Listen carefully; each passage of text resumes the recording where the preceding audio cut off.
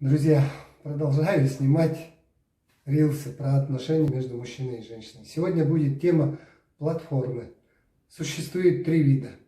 Первое – это иерархическое. Женщина выходит замуж и становится на платформу мужа. Здесь работает иерархия, потому что жена берет фамилию мужа и усиливает род мужа в этот момент. И они двигаются в одном направлении. Энергию на реализацию, на стратегию задает мужчина. Потому что мы, мужчины, все мужчины, являются пятерками. У нас работает логика, тонкий интеллект. Вот. Хорошая жена в сознании мужа отсутствует. И в этот момент мужчина реализуется свободно на внешнем рынке.